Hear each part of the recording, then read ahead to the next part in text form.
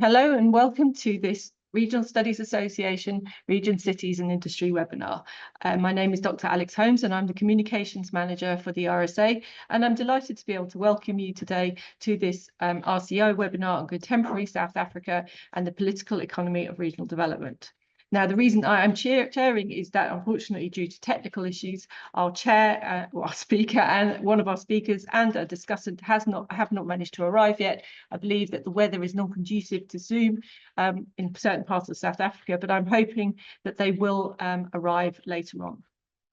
In the meantime, as I said, I would like to welcome you to this webinar. I'd like to introduce the RSA. So the RSA, the Regional Studies Association, is the global and interdisciplinary network for urban and regional research, development and policy. We are a membership organisation, and our members include academics, policymakers and practitioners from over 80 countries around the world.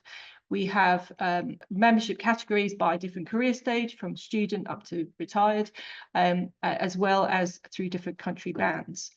So some general information, this webinar is being recorded and will be available in the RSA Lounge later on, but please put any questions into the Q&A box and they will be picked up by hopefully the chair if they arrive before the end. So the book, as I said, is being launched today. It's been published by Routledge, Taylor and Francis, Contemporary South Africa and the Political Economy of Regional Development, and it's edited by Methembe, Mdlalose, Isaac Khambule and Ernst. And I'm delighted to be here with two of the chapter authors this afternoon. We have Patrick Bond from the University of Johannesburg and Ernst from Northwest University, and they will both be giving a presentation, and hopefully by the end of their presentations we should be able to get back on schedule with our chair Methembe, our third speaker Eric, and our discussant Isaac. But in the meantime, we have two speakers, and so we will push on. I would like to first of all give the floor to Ernst. Ernst, the floor is yours. Thanks so much, Alex. Is the presentation showing as it should?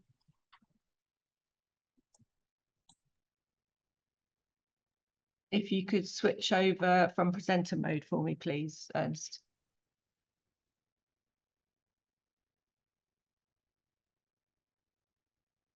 That's fine.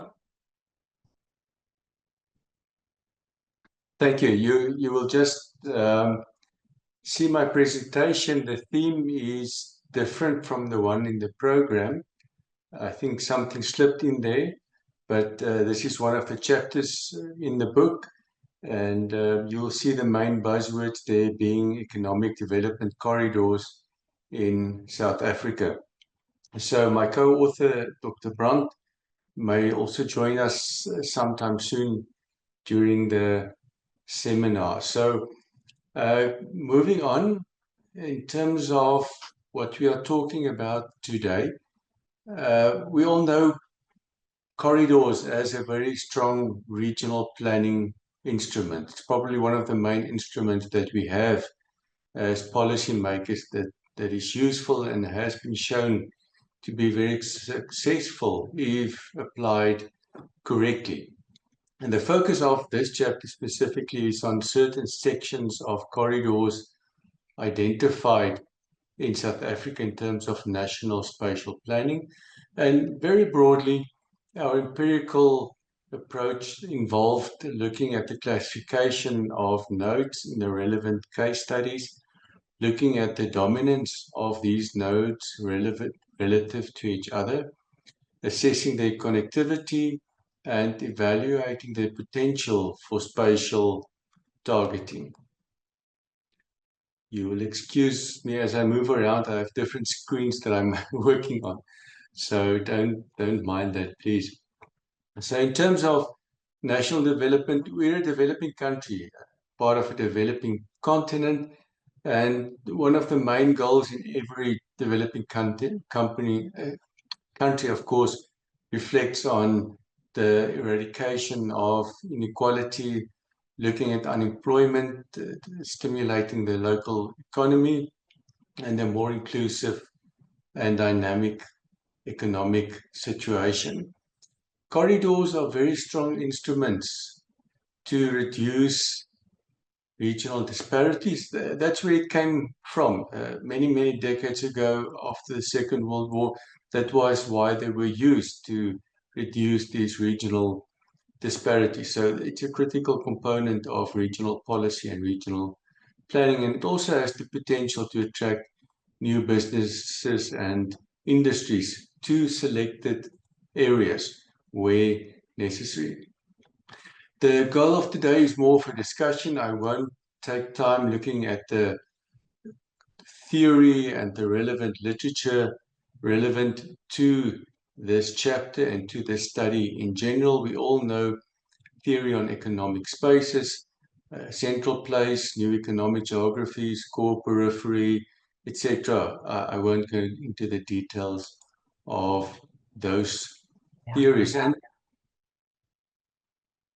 And similar with the corridors. We know this as a scientific instrument that we may use, and we also know you need strong nodes to be able to use a corridor successfully. And we know it has the potential to distribute benefits among regions that has been spatially targeted and induces network effects where necessary if applied correctly.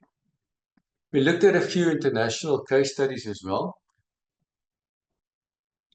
And we were part of a research project also in East Asia, where we looked at the GMS region and specifically those corridors linked Cambodia, China, Myanmar, Laos, Thailand, and Vietnam. And that's been ongoing for many decades. So initially they built roads, the typical ribbon development kind of thing that we know. And they saw it didn't work well. And after a lot of research and applied research then specifically, they found that you need more soft infrastructure to really be successful when applying these development corridors, especially cross-border corridors.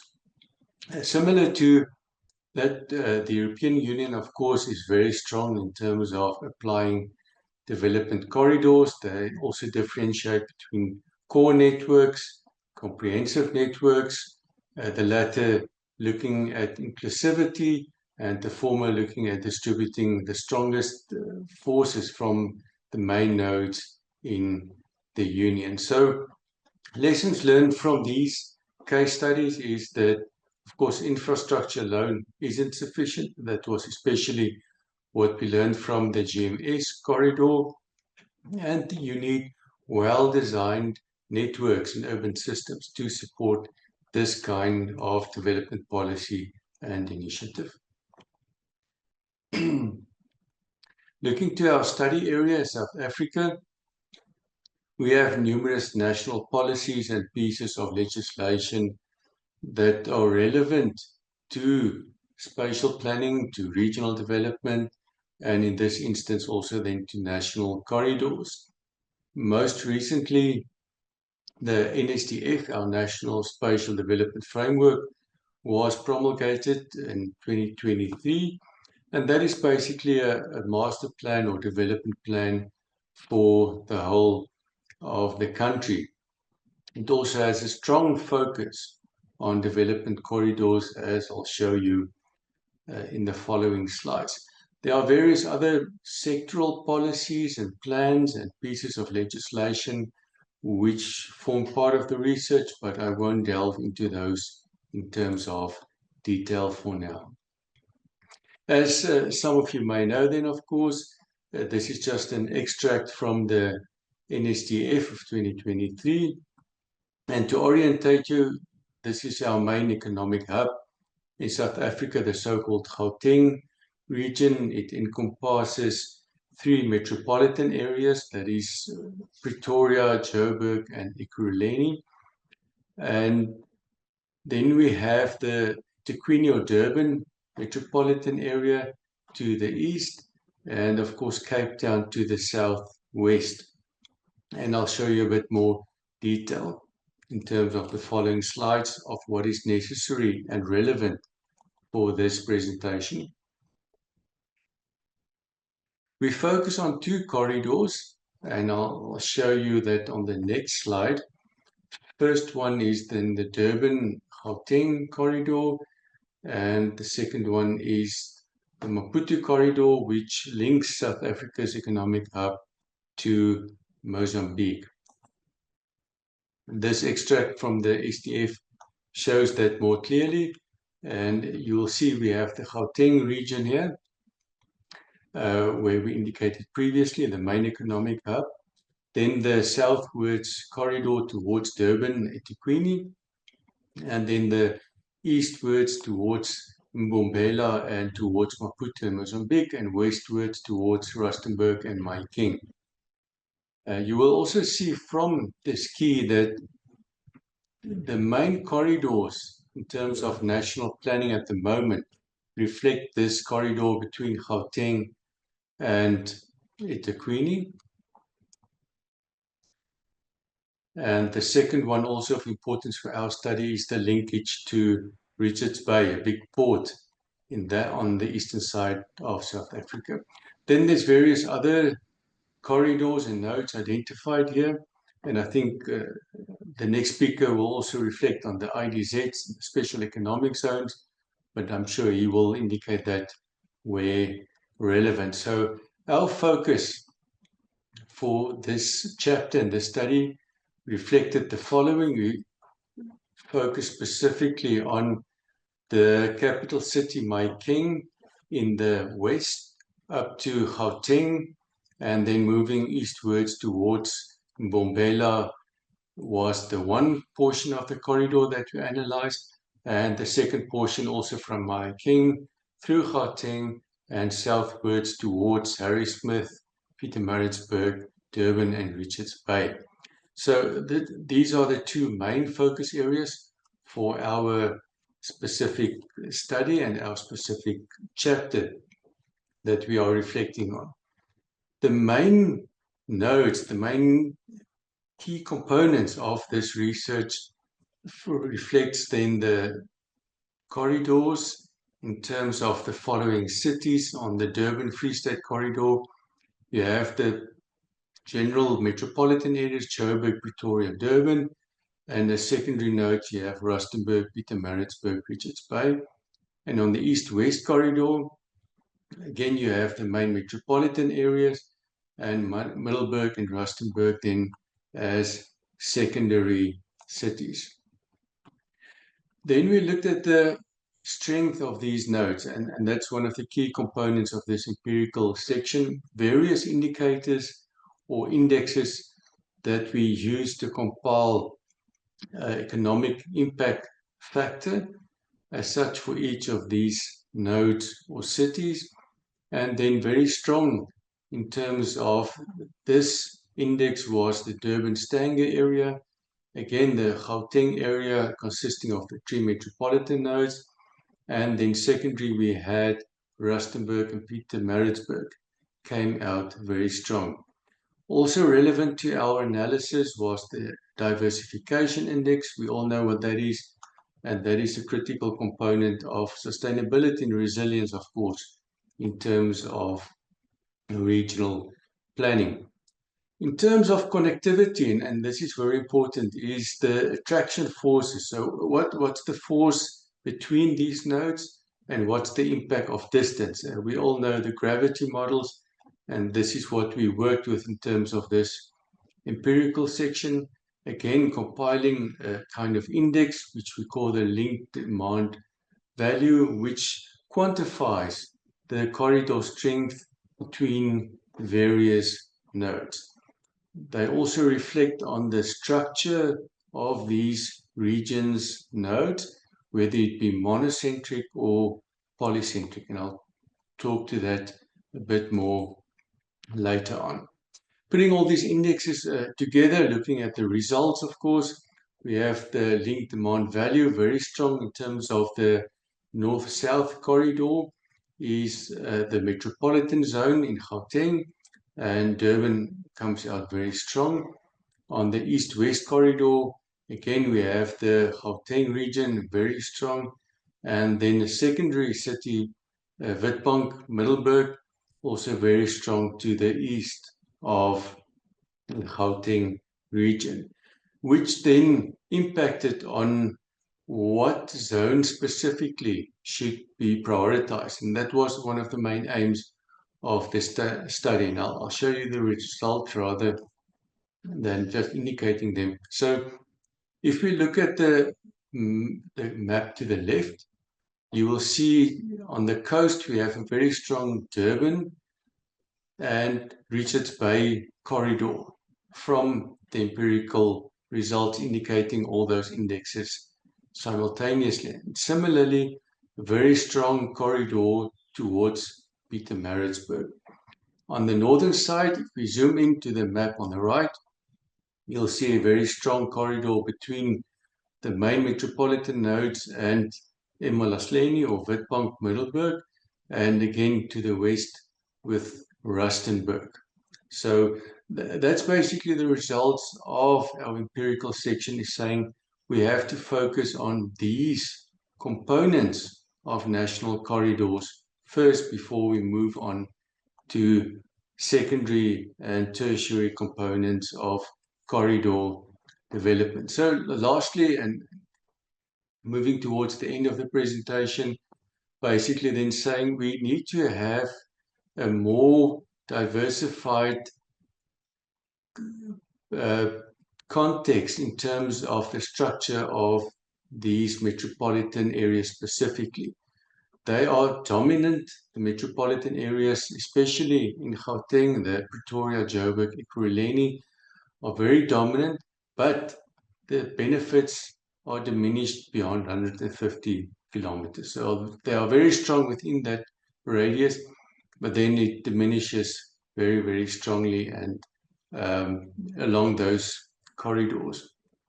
Looking at the other nodes, Rustenburg and Witbank has low levels of diversification, which is not ideal, whereas in Durban, Stanger and Pietermaritzburg, and similarly Richards Bay, we have higher levels of diversification, which is important for our proposals. Then looking at policy recommendations from these results, we need to strengthen links between the dominant nodes, those are the existing metropolitan areas, and the secondary strong nodes, not all secondary nodes, and that's an important differentiation. So in this instance, it would be Rustenburg and Richards Bay. We must look at the multinodal development. The three metropolitan areas, for example, are extremely strong in terms of the forces they exert on the surrounding area. And one needs to look at the deconcentration of those forces towards secondary cities with potential. And lastly, in terms of innovation and diversification, that is something that's not really implied in the national policies at the moment, is how can we increase diversification, but again, at specifically targeted areas that has the potential. And lastly then, moving towards policy harmonization, I think that's where the discussion will also come in, is the application and way forward. If we look at the sustainability focus, some of the nodes and corridors have high levels of potential for spatial targeting. We indicated them specifically, what the priority should be.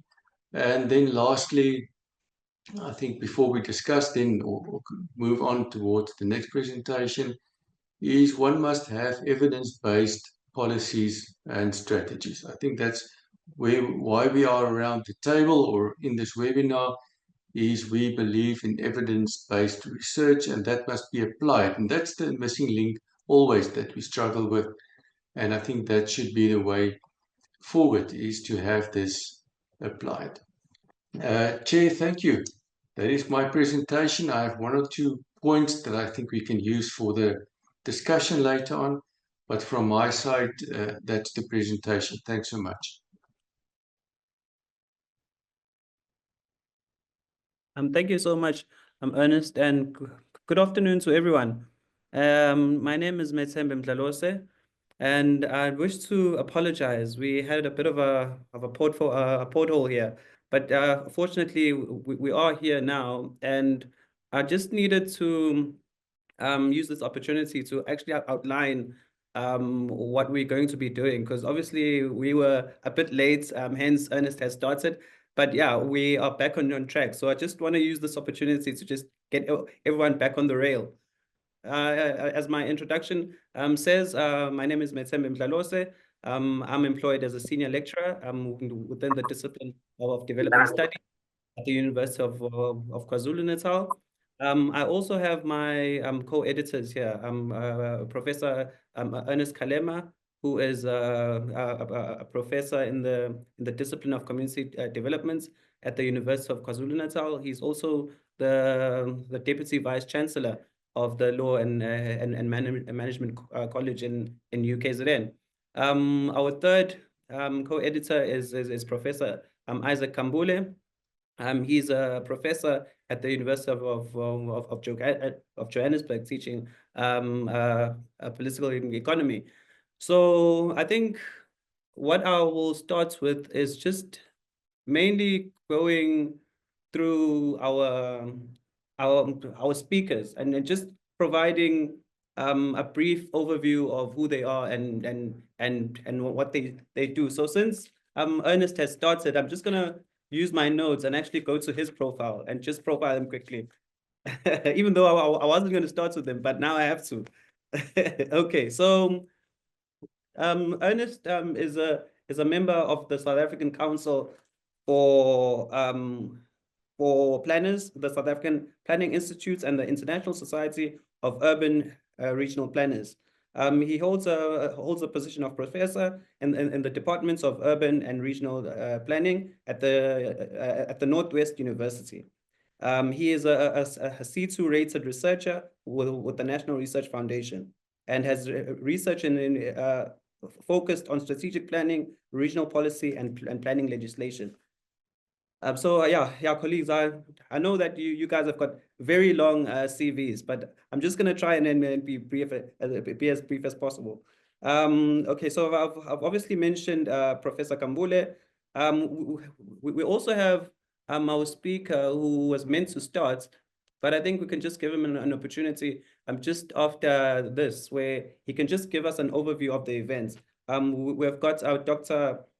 Eric Makoni, who's a professional development planner and a senior lecturer at the University of Johannesburg. And he holds a PhD in urban planning law and an MSc degree in development planning from Wits University. We also have the distinguished Professor Patrick Bond, who's also has a very long CV here, but I'm going to try and be as short as possible. He's a political economist and a political ecologist. He teaches at the University of Johannesburg. He's a distinguished professor of sociology and the director of the Center for Social Change. His doctoral studies in economic geography was done at John Hoskins under the supervision of the distinguished David Harvey.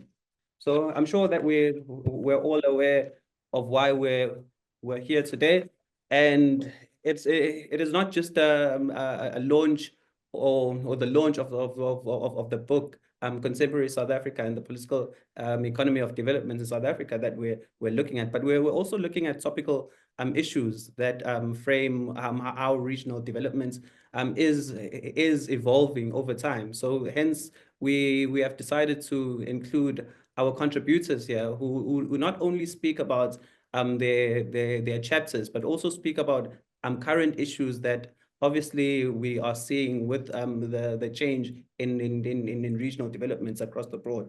So I'm going to just briefly provide our agenda. So it obviously has been tweaked slightly as we've seen Professor Drewer speak, but we will give this opportunity right after I finish to Dr. Eric Makoni, who will just set the scene what we're doing. Then after that will be Professor Bond, who will just give us some reflections on his paper, and obviously the topic that he'll be speaking on. Hopefully the weather is a bit better in the Bluff, Prof. So we will finally move to Professor Khambule, who will just lead our plenary and just provide some reflections. And I think slightly after that, we'll just do a Q&A. So yeah, without further ado, can I allow Professor Dr. Eric Makoni the opportunity? Yes, thank you so much, Dr. Mdlalose. And good afternoon to all the panelists and to all the attendees of the webinar. And I'm so happy that I'm also part of the people that contributed to the book. And thanks again to the editor, Dr. Mdlalose, for being generous. So being a development planner, the idea of the region is very, very exciting for me. It is exciting as much as it is confusing, because within the South African context, we do have provinces that in some instances have been referred to as regions because they are subnational. It's a subnational level. And now we also have the districts as well that are almost being positioned just above the local, the category B municipalities, and actually playing a critical role as well, or they're punting, or they're positioning themselves in playing a critical role in development and so on. So, and again, when you talk about the region, within the frame of this particular book, we're looking at South Africa's position within the entire region as well, the sub-Saharan region, because South Africa is a mega player. It is a key player from an economic perspective, from a political perspective as well. And also it plays a critical role within the geopolitics of the continent at large. So I think this book is very, very important because it attempts to tackle what one may call the regional question and its relevance and its renaissance. I know there's a lot of literature that has been emerging over the last couple of decades where some scholars, especially within regional economics, are talking about the renaissance of the region. And they're talking about it from an economic development perspective, where they're actually emphasizing the untreaded interdependencies within various regions and so on, believing that those can create Silicon Valleys in some spaces and so on. So that is the debate that has been sort of brewing, and it continues to be sort of expounded in different quarters within the regional economics debates, but also within the urban and regional planning space. So the book, I think, is very, very important because it allowed us to tease out issues related to uneven development that continues to bedevil our country, but also the continent at large. And secondly, it touches upon issues related to the lagging regions, if you will. And that term, I know it's a problematic term, but I mean, if you look at how things are, you realize that the so-called former Bantustan areas, they continue to be lagging from an economic and social development perspective. And the centers or spaces that were planned as centers during the colonial and apartheid times, they also now continue, they continue to be thriving, as it were, from an economic perspective, albeit some pockets, some mega pockets of poverty that you find in metros and so on and so forth. So a lot has been dealt with in the book. There's a lot that different authors are tackling, and we can see also some chapters engaging with spatial industrial development. Professor Drew has just highlighted the significance of the corridors, within the development corridors, as well as spatial targeting as well. And I think his analysis is very, very important, especially given the fact that the National Development Plan is being given yet another sort of chance to prove itself in a way, because when it was adopted in 2013, 2014, there was this fanfare that it was supposed to be this blueprint for development. And it was supposed to bring in the national sphere of government, or the national scale of government, which had otherwise been left behind in the development planning discourse. So it will be interesting to see how the panelists actually tackle the issue related to blueprints in planning, master plans in planning. Are they still relevant? Is spatial targeting still relevant? Or does it actually result in the perpetuation of socioeconomic sort of disparities that we have? So my parting shot is then to say that we have a regional question that we really have to talk to. And that regional question cannot be removed from the multi-scalar question that we have, because we have a constitution in South Africa that still positions local municipalities as being central in actually driving economic development, right? And also we've seen quite a number of intellectual and financial capital being poured into the districts of late. And there's a lot that is happening within the municipalities from that particular perspective.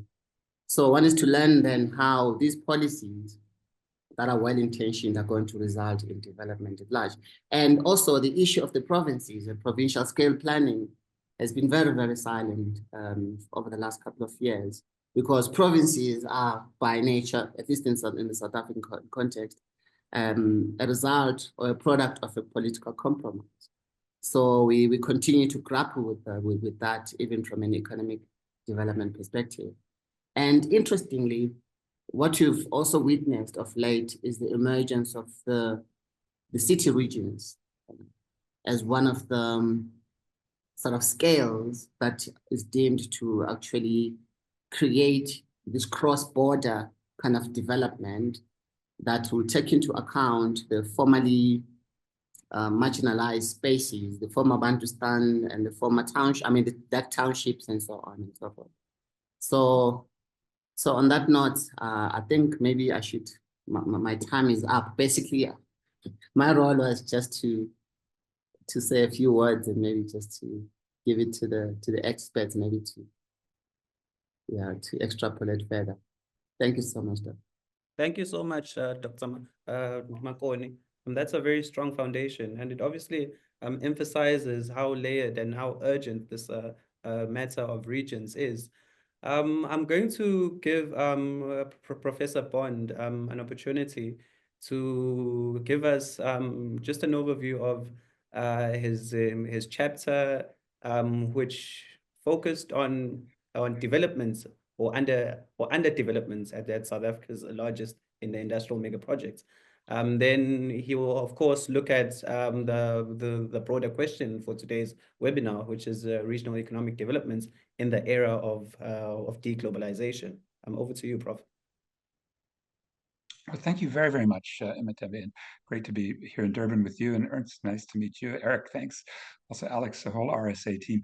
The question that's raised by Trump's zany tariff back and forth and the tit-for-tat Chinese sort of US trade war is whether a place like South Africa, or indeed Britain, or any of the places our audience is from, they're going to have to change dramatically. Are we going to be suffocated by a massive wave of the exports from China that would have gone to the US because of very radical apparent changes? I mean, it changes, the situation is very fluid, but I'll look at the most important of our mega project investment commitments. It's not yet reality. It could be as high as $40 billion, but as Ernst was talking about, needing some sort of node, especially right there, as you see on the Zimbabwe border, a gateway to Africa project called the Messina Mercado Special Economic Zone. And like these SEZs across South Africa, the inspiration is Chinese. The inspiration is partly from the extent to which a Belt and Road Initiative has chosen to move all over, not just to the sort of Silk Road and the sort of land and sea corridors, but that stretches out all over, and indeed that requires, in an era of climate catastrophe, some major changes in the way that China does its expansion. For example, as I'll show you in 2021, a commitment not to support coal-fired power plant. Now that affects us in this site, but just to locate where I think some theoretical inputs will be valued, that would be from the Luxembourg and Harvey, Neil Smith, and Samir Amin traditions. And I especially find in the accumulation of capital in her great book, 1913, Rosa Luxemburg was acutely aware that a lot of this sort of spatial expansion and the drive of capital to extend itself is a function of overproduction, and as well, the ability of capital through imperialist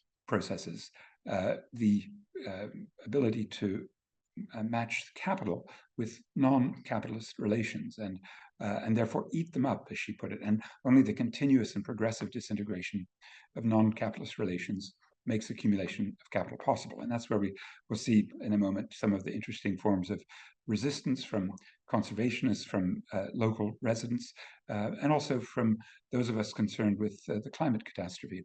But I think this idea of the accumulation of capital periodically bursting out in crises, and especially the over-accumulation, the overproduction that drives that. And Samir Amin applied that. He died in 2018, but was certainly on the continent our leading regional theorist. He ran a project with the UN Research Institute for Social Development and in Helsinki with the World Institute for Development and Economic Research. But his perspective, of course, was the dependency perspective that promoted a delinking from the world, not the way Donald Trump is, but one that has much more attention to uneven development and unequal exchange. And uneven development was the title of Neil Smith's PhD, and I followed him over at Hopkins with David Harvey as our supervisor. You'll see some hints of that. One of those aspects of unequal exchange is unequal ecological exchange, and the new World Bank data may be worth, for some of you who work on the extractive industries, may be worth consideration. It's the natural capital accounts. Very flawed, lots of problems in the way the accounting occurs. But I think this bottom line point, which you see, the bottom left-hand corner, that's -60, that says a lot. That's the non-renewable natural capital. That's the minerals and the fossil fuels per person drawn from the lowest income countries, 95 to 2020. There is also negative renewable natural capital. And then you have the next tier, the lower middle income. Then comes a tier of the, let me call them the middle, or I'll be more provocative using Hoy Mauro Marini and David Harvey, the sub-imperial layer, which benefit. We'll look at China's crucial in that layer. And then the imperialists, the Western rich economies that are the main beneficiaries of that. And so although there are some problems, like not including platinum and manganese and chrome and diamonds, and there are some areas that we look at the new economies of energy and the rare earth minerals that aren't that are just now being included. The bottom line is, I think, the overaccumulation of capital that occurs in a place like China that then would draw upon especially the ability to extract primary products from Africa. And we'll look at this very important case study as exemplary. First, those middle-income countries, sub-imperial countries like China, were absorbers, but then producers of surplus capital. And then they became competitors in the world stage. The sub-imperialisms represent these centers of capital accumulation, seeking out their own systematic spatio-temporal fixes for their own surplus capital, defining territorial spheres of influence, the Belt and Road, and this going out process after dramatic overaccumulation, specifically when the BRICS were formed in the early 2010s and now expanding after our Johannesburg summit in 2023. Search for sites where the overcapacity can be sent out. And that's most extreme in cases where we actually desperately need overproduction. That is in solar panels and electric vehicles and batteries and so forth. So the United States obviously getting very nervous, not under Trump, but under the Biden administration, Janet Yellen specifically. Much of it is high-tech overproduction, but it's in areas like steel, but also the very basics that South Africa had as its industrial core. Not far from where I am in Durban, we had very, very strong clothing and textiles and footwear. We had appliances and electronics. And that period really ended in the early 90s with WTO accession, and then this import wave from East Asia, and particularly from the early 2000s from China, which in our global value chain analysis suggests South Africa being probably the country least capable of defending against cheap imports, losing more jobs and investment. Now, we're now seeing a reindustrialization in particularly pernicious ways. And so this is the subject of the paper.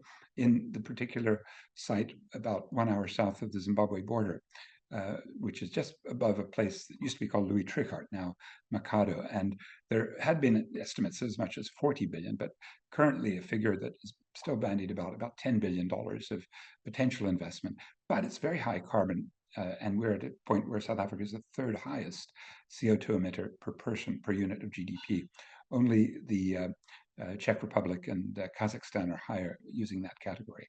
So we desperately need to decarbonize the economy. And yet the project includes very, very heavy industry plus a 4,600 megawatt coal-fired power plant, a project that they want to relaunch after Xi Jinping had called a halt to coal-fired power plants along the Belt and Road in a 2021 speech to the UN General Assembly. There hasn't been consultation with the local affected people, lots of displacement, and questions of corporate malgovernance. And that's led to these social movements coming up, especially Earthlife Africa and its local allies, Save Our Limpopo Valley, and they've fought the MMSEZ for quite a long time. The main launch site was when President Ramaphosa had been the co-chair of the Forum on China-Africa Cooperation in 2018 in Beijing. And this area includes really the local villages that he himself was raised in. He grew up in Soweto as well, and he was at the local university in Limpopo. So here's the artist's rendition of what this would be, including coal-fired power plant and many, many smelters that we'll come back to. This was meant to be the most competitive metallurgical zone in the world, according to Ning Yat Hoi. He's a very interesting man that I'll just mention in a moment, but there's a real sense of extraordinary hype in China in the late 2010s before Xi Jinping's announcement, but now reviving.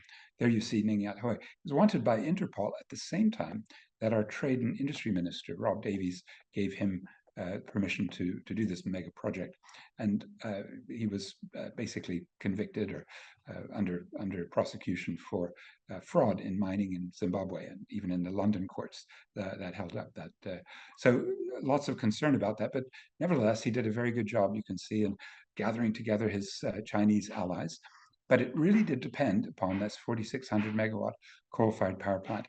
And that, when it did crash, I mean, it was being widely ridiculed because we also had built two 4,800 megawatt Medupi and Kusile, they're called by our state power company, Eskom, rife with corruption, both of them.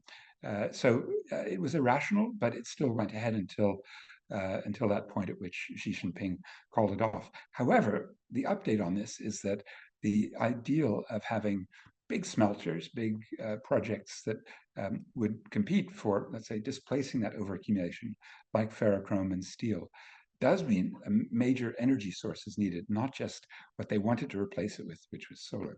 So we're now seeing in the very latest manifestations, the same projects, which include major smelters, even without the coal-fired power plant. But that's what we think they're going to be sneaking in, because this is what it looks like just last month.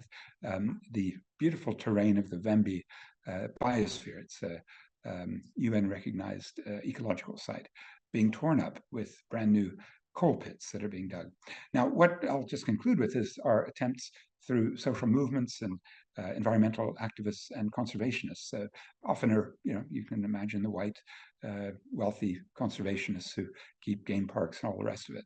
But the alliance has come together around both defense of that natural terrain, which is not that renewable. What you're seeing ripped up there are baobab trees, which are very, very long and 500 years in some spectacular cases. But also the question that we're trying to raise about the depletion of non-renewable resource wealth that I showed you at the beginning, which is if you take even coal, which has massive hydrocarbon density that could be used by future generations, for non-combustible purposes like the plastics and the tarmac, the lubricants, pharmaceutical products, all sorts of uses of hydrocarbons. And then you also deplete, you measure depletion of that wealth. And then you add the climate cost. So we're using a social cost of carbon that even the World Economic Forum has endorsed of $1,056 a ton. It comes from a major study by environmental economists at the National Bureau of Economic Research last year. We're really of the consideration that this is a project that can't pass any reasonable cost-benefit analysis. But as I speak to you, that's what you're seeing, expanding bit by bit as the hunger to displace the overcumulated capital, no matter the climate catastrophe involved, no matter the resistance that's emerging. So it makes this one of the most interesting sites of struggle on the whole Belt and Road Initiative itself, full of major controversies over pollution and debt and dependency. So I hope we'll all stay tuned and give support where you think it's required. In my case, I think it's required by local community activists, environmentalists, conservationists, and those of us who'd like to see a different kind of development, not one based upon the old models that have such a neo-colonial tenure. Thank you. Thank you so much, Professor Bond.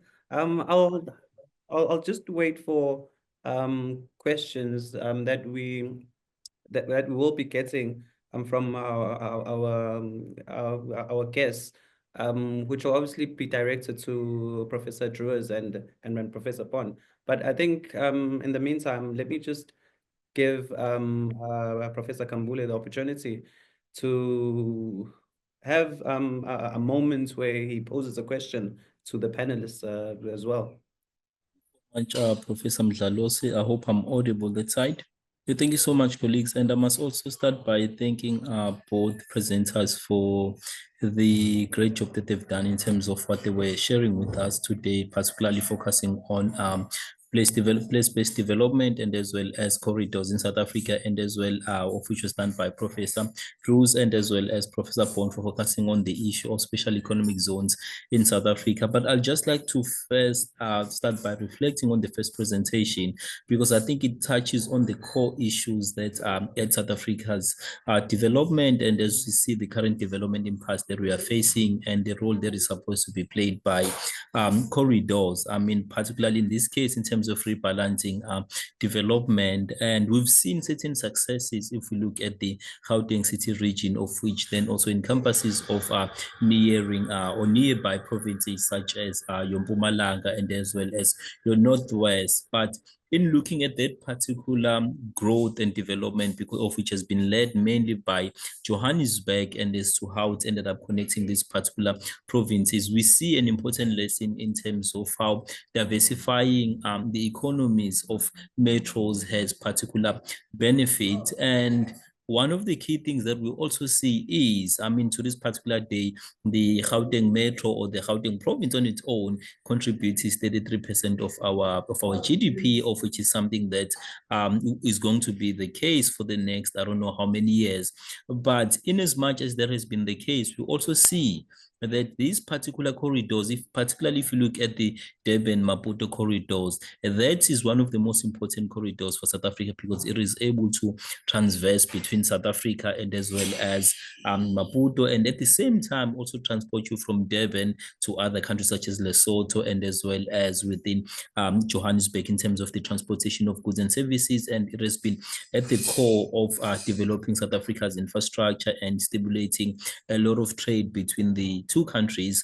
And what we often see now is, based on the trade that has been happening for a long time, we see that with the collapse of our railway infrastructure, there tends to be less trade between South Africa and other countries. For example, now, if you look at even our port, at the recent World Bank updates, we see that most of South Africa's airports are ranked from 398 up to 405, with the Cape Town harbour being one of the worst in the world. And that shows you that with the challenges that we've been experiencing, again, we are not necessarily reaping the benefits of our corridors. And secondly, again, I think one of the core things that we're also seeing in terms of those corridors, we see the negative development impact between Mpumalanga and as well as Gauteng, because now Mpumalanga as a province is trying to diversify its economy, but it seems to be unable to do so because of the competition that is mainly posed by the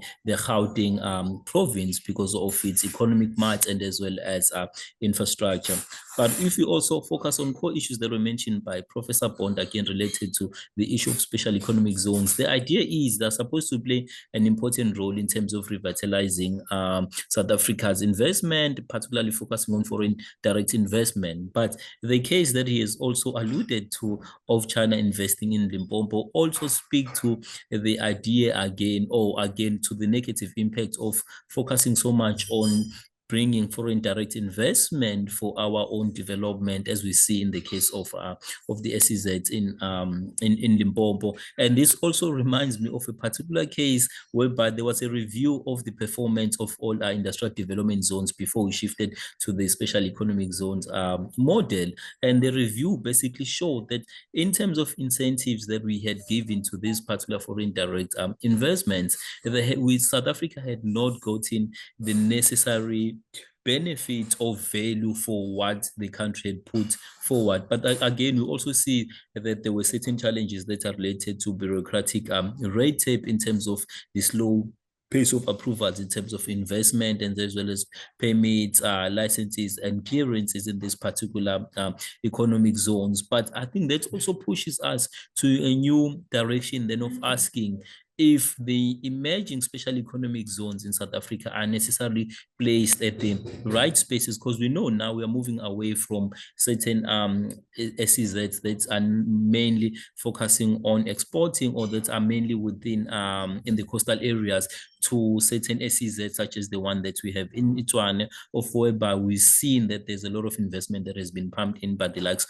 of Ford, of which promises certain value for the country's economy. So I must thank both presenters for that. But I think the first question that I will have for the two presenters is, how do we then utilize South Africa's regional development to ensure that we can create a balanced or especially balanced development moving forward? Because we've seen that over the past 30 years, not necessarily taking off at the pace that we wanted it to be in order to ensure that we are going to develop the places that were left behind.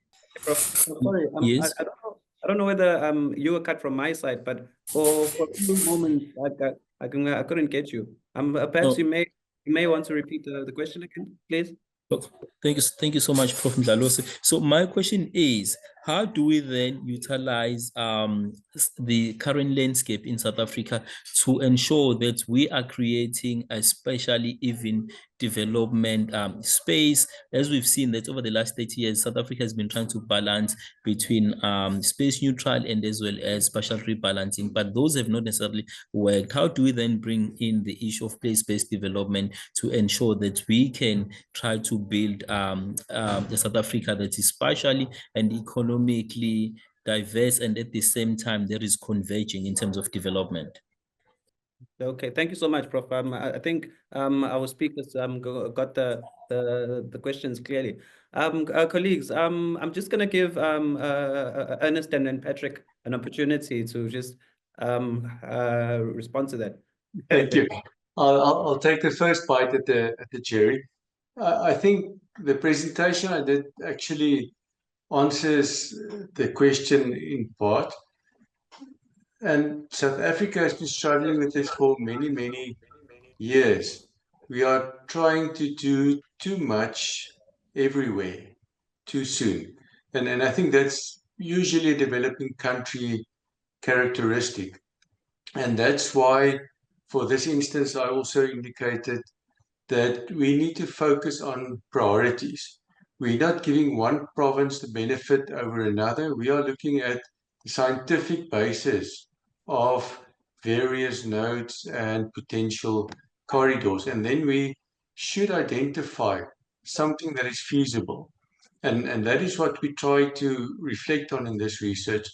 You know, we mentioned the NSDF and all the previous plans and policies we had. We had so many growth points in SEZs and IDZs previously. There really needs to be a focus. And after you have, let's call it the phase 1 focus, there can be a phase 2 focus. But the thing is to take the political angle out of it and focus on the existing feasibility and the effectiveness of such a policy. Thank you. Thanks, Ernst. Can I maybe pick up, because I think you'd agree that a lot of the corridor work, a lot of the SEZs and IDZs had expectations that would be extraordinary export markets. From 2008, however, a peak of trade to GDP in South Africa, but also at the world level.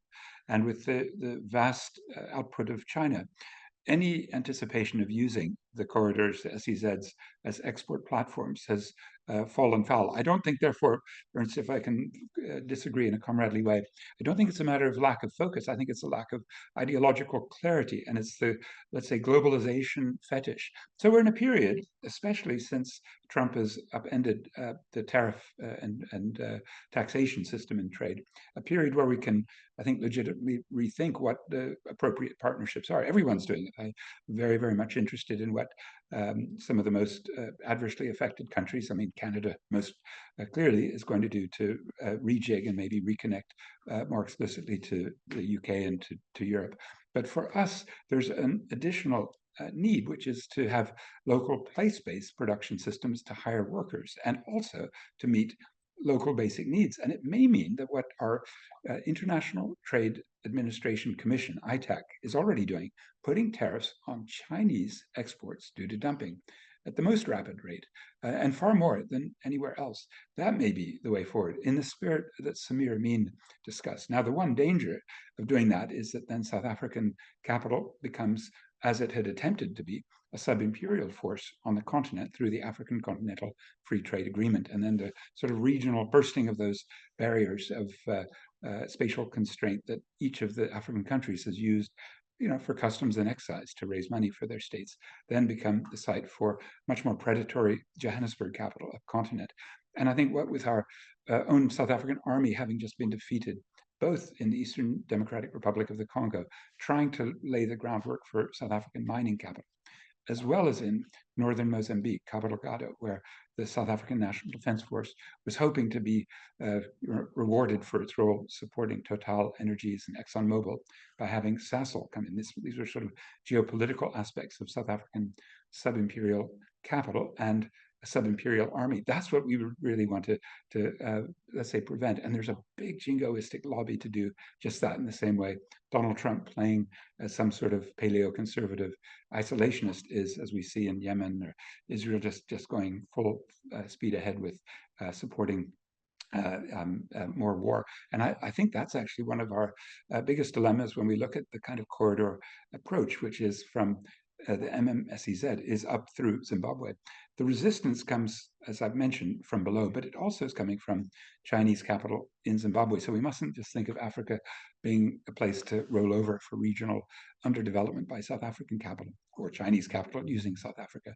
In fact, there are more steel mills popping up in Zimbabwe, including in Beitbridge on the border, as well as Chivu, about halfway up the country, that will actually swamp South Africa because they have a no-holes-barred approach. There's no pollution concerns in Zimbabwe, unfortunately.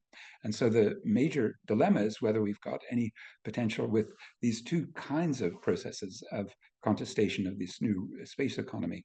The one from competitors, whether that's China pushing in massive amounts of cheap goods that can't go to the US, or Zimbabwe pushing down, especially on steel and ferrochrome.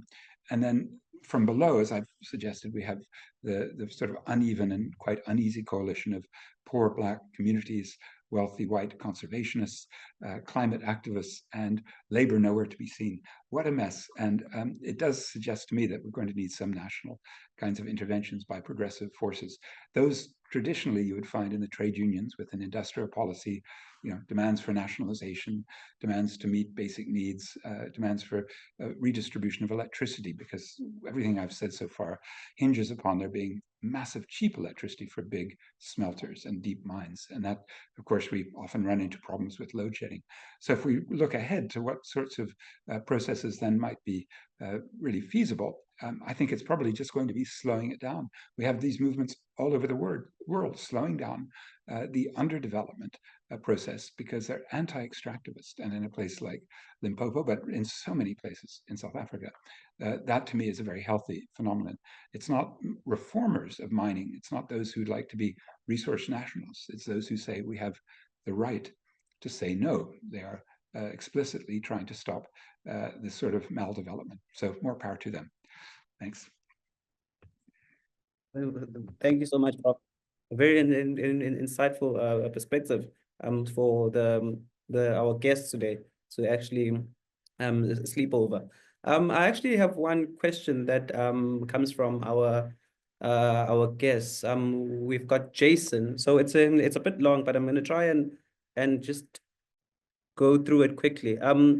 So this says not targeted to any one speaker. Among the confluence of factors that can impact urban and industrial development programs and interventions, how should we effectively scale down the multinodal development concepts, in brackets, to the level of provinces and planning regions, in the context of varied and differentiated political economies that characterize spaces, histories, and in many ways continue to play a strong deterministic role in their development pathways. I don't know whether colleagues got that, or do you need me to repeat that? You go ahead, Ernst, or I don't know, Mthembe, Isaac, Ernest Kalema, or please go ahead. It sounds like your question. Well, look, can I just say very quickly, we're in a situation now with this new reconfiguration where instead of that neoliberal and neoconservative power bloc in the West, paleoconservatism and all of the adverse effects, including climate denialism and all of the adverse social aspects are coming through. So I think this year is great for us to ask these scale questions because South Africa hosts the G20. And in hosting the G20, we've already seen Marco Rubio, the US Secretary of State, the Foreign Minister, and the Finance Minister, Scott Bessent, not actually come. And on Saturday, Trump himself tweeted, I'm not coming to a place like South Africa. I don't know, Ernst, you'll be able to confirm there's no genocide of white Afrikaner farmers, not in your neighborhood or anywhere, I don't think. So, this is a kind of performativity. It relates to South Africa calling out Israel for genocide at the International Court of Justice. And lots, Elon Musk, the sort of co-president there, is from South Africa and he was badly bullied and therefore I think has some extraordinary grudges. But I think we need now to do a scalar reconsideration when it comes not to urban and regional, but to global, and to actually toss the United States, vote Donald Trump off the G20 island. I think we say in this country, footsick. And that means to ask if somebody is going to destroy the world climate, right, with drill baby drill and dropping out of the UNFCCC, and destroy pandemic management by dropping out of the World Health Organization, and do geopolitical games in Greenland and Panama Canal, and promote chaos in the two big war zones, and that is Ukraine and Palestine, and then on top of that, lose $6.6 trillion of his own constituents' money in the stock markets and crash the treasury bills and upend world trade. I think this is actually a time where we need to be, pushing very hard against the U.S. and thinking about a scalar arrangement that doesn't center itself on Washington and New York, and for culture, Los Angeles. And I hope all of you in the House would agree, or if you have different ideas, it's time for regional re-envisaging that would connect economies in a much more appropriate way, that would allow for kinds of, I don't know, I'll just quote John Maynard Keynes so you don't think I'm too radical. He said in 1933 in the Yale Review, let things be homespun whenever it's reasonably and conveniently possible. Above all, make finance national, exchange controls. And he said, there's certain things of their nature that should be international. Travel and hospitality and ideas.